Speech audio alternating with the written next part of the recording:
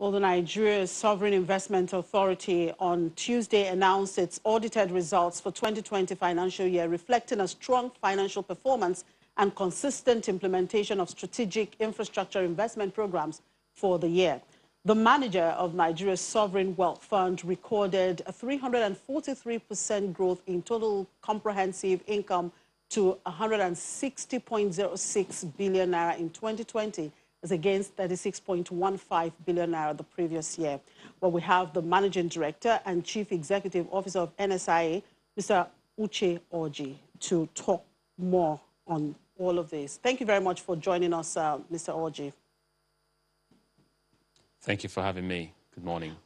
Well, for the benefit of our listeners, let's begin by understanding the major functions of NSIA and how it benefits Nigerians. Well, thank you. The NSIA was set up to manage revenues that are in excess of the budget from the sale of hydrocarbon. So if there's a budget and you exceed that budget, the idea was to put funds in the NSIA for management. And what are these funds for? First, they are for future generations of Nigerians, to create a savings base for future generations of Nigerians. The second is to provide stabilization support in times of economic need. And then the third is to invest in enhancing Nigeria's infrastructure. So as a consequence, the NSIA manages its assets in three key funds. The first is the Future Generations Fund. The second is a Stabilization Fund. And the third is a Nigeria Infrastructure Fund. The first two funds tend to invest mostly in international markets. So the Future Generations Fund invests in everything from international equities, private equity, venture capital, hedge funds, other diversifiers, fixed income instruments. These are all things that we invest in. The Stabilization Fund does only invest in investment-grade fixed income instruments, which are short tenures, short-dated, because we should be able to provide funds to the government at very short notice. The third, which is the Nigeria Infrastructure Fund, invests in Nigeria infrastructure projects across the country. And here we have, at the moment, 6 key areas of focus. The first is healthcare. The second is agriculture. The third is power. The fourth is gas industrialization. The fifth is what we call financial markets infrastructure. And of late, we have been making some investments in innovation. So we have now digital technology and digital innovation as an area of focus for the NSIA. So these are the areas that we are currently invested in. And when we describe focus areas, these are areas where we sponsor projects, develop projects, and can invest. Our interest is not just restricted to these 6 areas. We also look at other areas where we don't have to sponsor. Yes. Yeah, Mr. Orji, so you released your 2020 earnings report, posting some impressive results despite the COVID-19 challenges. What were the key drivers here? Right. Thank you very much. I think the first thing is the international markets where we invested in. If you notice, in spite of the COVID pandemic, most of the international equity markets, particularly United States, did very, very well. The S&P 500 was up almost 15% last year in the United States. And that didn't come to us as a surprise. And this was something we noticed very early on, and therefore we went a little bit more aggressively than we had done in previous years by investing in international markets. We also had very strong returns out of venture capital and private equity, which are areas that we've also been very active, but we went a little bit more aggressively into these areas. And then also we had refreshed a lot of our hedge fund managers and added new ones. Many of them all delivered. Almost every single asset class did well, apart from 1 or 2 that were particularly exposed to pandemic, like the aviation sector, aircraft leasing, those kind of businesses didn't do well for us, but the rest actually did well. And so the international markets was the real source. And so most of that is reflected in the returns you saw in the Future Generations Fund and the Stabilization Fund. The Infrastructure Fund did okay, but I think those ones tend to be long-term, and that's not really largely where we make our money from. We make our money mostly from these other securities type investments. The second area that we saw make an impact for us is foreign currency positions, right? So we have some swap positions, and we have exposures in pound sterling, in dollars, and in yen. and we try to hedge some of those positions. So the smaller swaps that we entered into to hedge those positions are also part of what helped us deliver strong returns. So the impact of the valuation of the Naira relative to our positions gave us 51 billion Naira on its own. So if you took that out, the core earnings, excluding the valuations, was about 108 billion Naira, but most of that coming from our securities investments, particularly in the international markets. So why did you modify your asset allocation strategy under the Future Generations Fund to include venture capital? Yes, first of all, to the credit of my colleagues and I think that worked very well. In dollar terms, just venture capital gave us about almost 30% in dollar terms returns. And in Naira terms, much higher, because if you now factor in the impact of the valuation, it's even higher. We did that for two reasons. The first is we believe that if you look at what's happening in the world today, in life sciences and technology, in agriculture technology and industrial tech, there's just so much by way of innovation coming around. And we had been looking at venture as an area of investing, but we wanted to have the right structures in place to manage the risk associated with that. So we felt that this was the right time to get involved in that. That's number one. And so it was a matter of timing, seasoning, and making sure the organization is prepared to handle it. So last year was the first, actually from end of 2019, we started to make some commitments, but 2020 was when we actually went in full-time into investing in this area. Secondly, we are also now using that as a way to also reflect on innovation in Nigeria. So what you're going to see in 2021 at the NSIA is an active direct investment in innovation in Nigeria. So you're going to find us in technology, in agri-tech, in biotech, in pharma, in many other areas, because I believe that this is truly one way for the world to grow. It is all about innovation, in my opinion, and I think in some ways that the NSIA, after many years of looking at this sector, is now well positioned to get involved in it. All right. How has investments in healthcare affected the domestic healthcare system, particularly as it relates to the non-communicable diseases? Are you planning to broaden your investment in that space? Yes. That's a very good question. Thank you for that. Yes, healthcare has been a very important area for us. I mentioned as one of the key areas of focus. And for healthcare, we started out with our strategy is threefold. The first is we're investing in outpatient centers like a cancer center, diagnostics centers.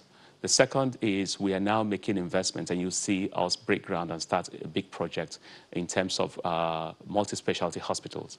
We've made some direct and some indirect investments, and if you look at, there's a Evercare hospital in Lagos. We're an indirect investor because we invested in a fund that invested in that. But we are now going to make direct investments with a big project that we're coming out with here in Abuja, which is a Center for Advanced Medicine. We've already started site clearing. We're going to break ground this year on that project, and hopefully we should be able to finish and commission it next year. The third part of our investment strategy is in pharmaceuticals. This is an area that, for me, was an eye-opener during the COVID era. I think COVID, in many ways, for me, showed me the limits of trade. Pharmaceuticals was one of the big victims. India is the biggest manufacturer of generics. China manufactures the APIs needed to make medicines. And during COVID, these places shut down. So drugs were running out. So we realized that this is a strategic area of importance and we must invest in it. So what we've done is we've entered into an agreement a year ago, actually almost 2 years ago now, but we've accelerated that work with University College London Consults to design a strategy. And that work is almost completed. And we're going to start making direct investments in pharmaceuticals. So it is outpatient centers, diagnostics, it is multi-specialty hospitals, and it is pharmaceuticals. That's a three-pronged strategy for this. We're going to be big in healthcare over the next year, 2 years. The first centers we commissioned, which were in Lagos, at Luth, the cancer center, is running very well. We also have a center in Kano and Umuahia, where we're doing 24/7 diagnostics and radiology. Those are also running very well.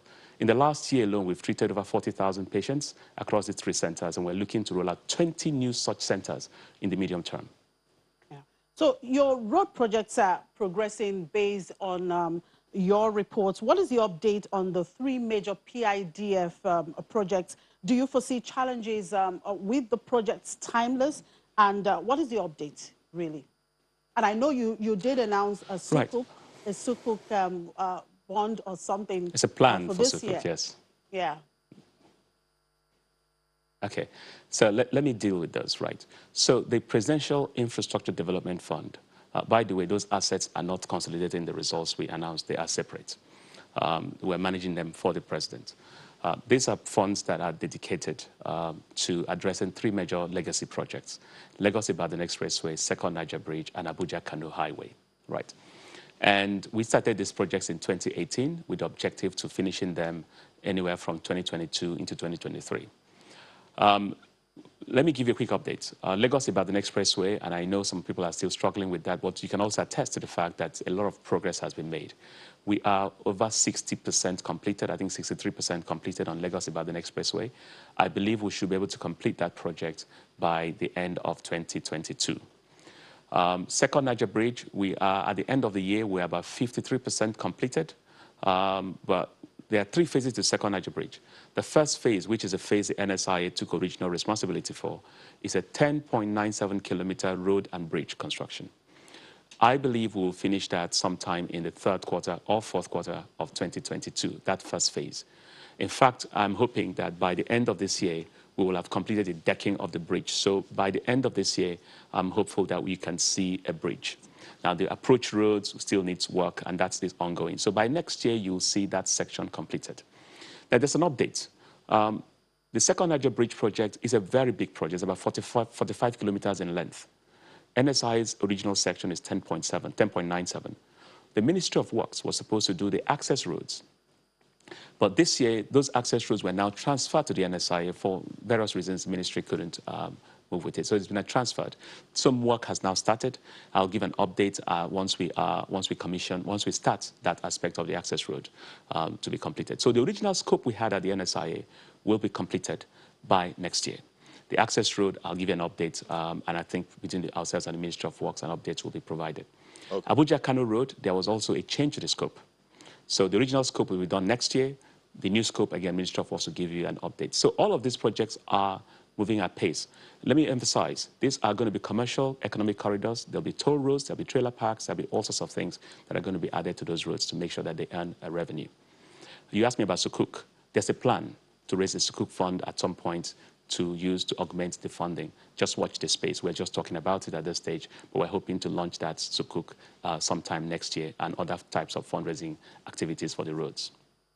All right, Mr. Orji, we'll be tracking those as they come up. But what's your outlook for the economy for 2021? You know, what are your plans, you know, for the NSIA? Well, so let's start with the global economy. I mean, I was watching your show, and the United Nations had a projection for next year, for this year, in terms of 5.4% economic growth. For Nigeria, they said 1.8. Here's my view. I think global economy will grow. Vaccination is proceeding at pace. We're going to see economies start to reopen gradually, and I think that that is a good thing. However, at NSI, and this is how we have positioned ourselves, I believe that the drivers of growth in 2020 will be very different from the drivers of growth in 2021. Last year, the performance in the capital markets was largely driven by technology stocks. This year, I think the performance will be driven by a broad economic expansion. I actually believe that technology will underperform this year versus last year. And that's just because of just law of large numbers. We've had phenomenal growth in tech. It's very hard for that to be repeated. But more importantly, as other parts of the economy expands and reopens, industrial chemicals, industrial sectors, aviation, travel, leisure, these are all sectors that have been closed because of the COVID pandemic. I expect them to open. And once they open, you're going to see other areas of performance in the economy. So broadly, I think it'll be a good year, but I also think that the mix will be a little bit different. Tech will not, in my opinion, do as well. Secondly, watch out for inflation. There's been too much money pumped into the system by global central banks. At some point, I just don't think it's difficult for that to end up leading to some kind of rise in inflation and interest rates, and that will possibly have a negative knock-on effect on fixed income instruments. So in terms of how we have positioned ourselves in our international investments, these are the things we're bearing in mind. I'm holding on to the fact that I think the markets will be better. And one last thing, past performance is not a reflection of future performance. I don't think that the strong performance we saw in 2020 will be repeated in 2021. It's just different. And if it does, that's great. But my sense is that it's not. So I would like to be able to make that comment very clear, that last year was a great year, one-off year, but I don't know that it's going to be repeated in 2021. That is how we've positioned ourselves. For the NSIA, the areas I think you're going to watch out for that I feel confident will be very active are the following. One is healthcare. Rolling out some of these healthcare projects and expanding our footprint will be number one for us. Number two, the road projects. I've talked about the likelihood of a Sukuk fund, but operationalizing these roads, completing the concession agreements for these roads, and the funding plan for the roads are very important, because I expect them to now start turning into specific companies. These are going to be toll roads, and I keep emphasizing it, but they'll be run as businesses. The third area for the NSIA that will be very active is innovation. We're going to be very active in data networking and software and services. We're going to be very active in pharmaceuticals and biotech. So those are the things I expect us to be focused on in 2021. Well, thank you very much, Mr. Orji, for sharing your plans with us on the show today. We wish you all the best, and of course, we wish the economy all the best. Thank you for your time today. Thank you, too.